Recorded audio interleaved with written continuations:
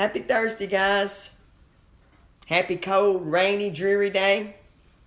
I'm fixing to get out of here in just a few minutes. I'm going to the school. Gunner's getting a Good Citizenship Award today, about 1:30. And I got to go run some errands before I go to the school. I wanted to share this with my Facebook friends, my Facebook peeps. I got my certificate for my life coaching course that I took. I'm going to turn this around and show you, so hold on.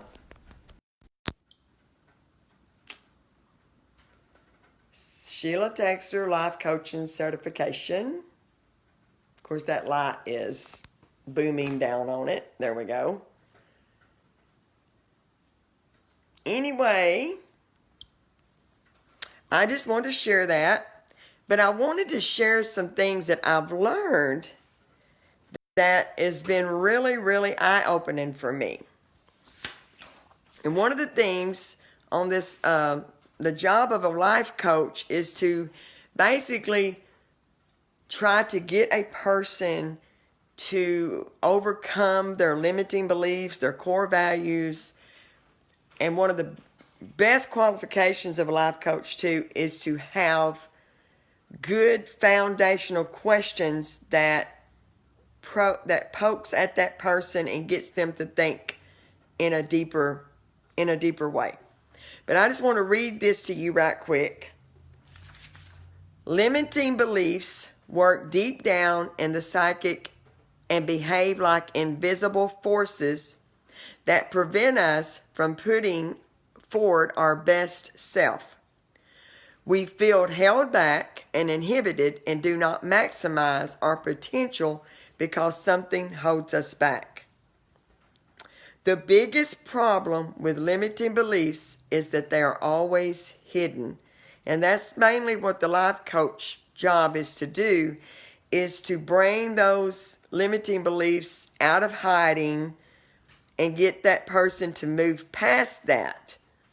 Therefore, we are not consciously making decisions.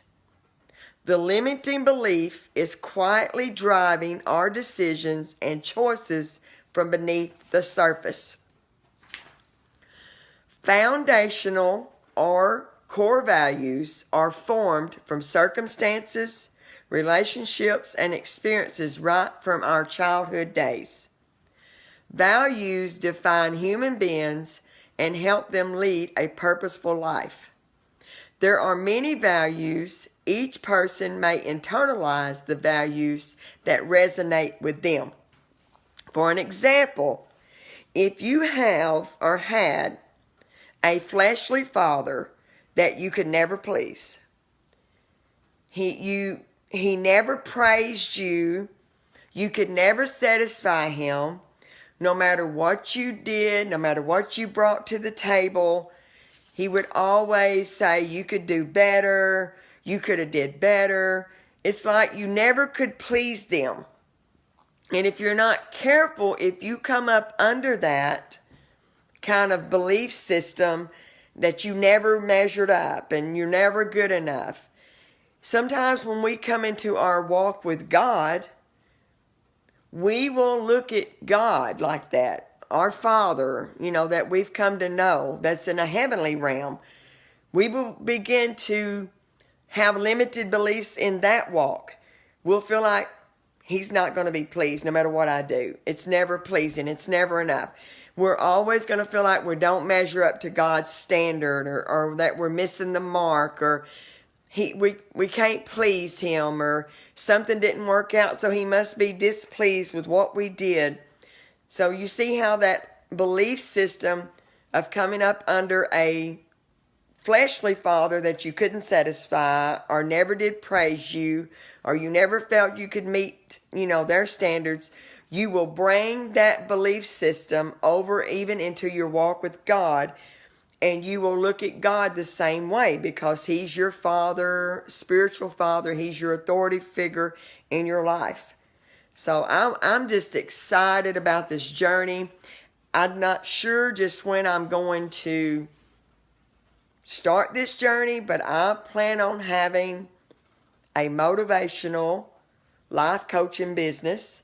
It's going to be faith-based. I'm planning on speaking to groups. I'll speak to hundreds, thousands, or one-on-one. That's my plan. And that's my goal that I'm working toward. And this is not the only course that I'm going to take. This is just the first course that I've took. It had 10 modules, had 10 tests with it. Then it had a final test at the end of the 10 modules. And I passed that test. I got my certificate. I printed off the worksheets that came with each module. And I'm going back over them and I'm studying them. Just trying to move forward in something beyond the norm or something beyond my perimeter. And I'm trying to leave something. I don't want when I lay in a casket, I don't want it to be said that she was just a good old saint. I want to know that she's made a difference. She put her hands in people's lives. She helped to be a soul winner. She was such a soul winner.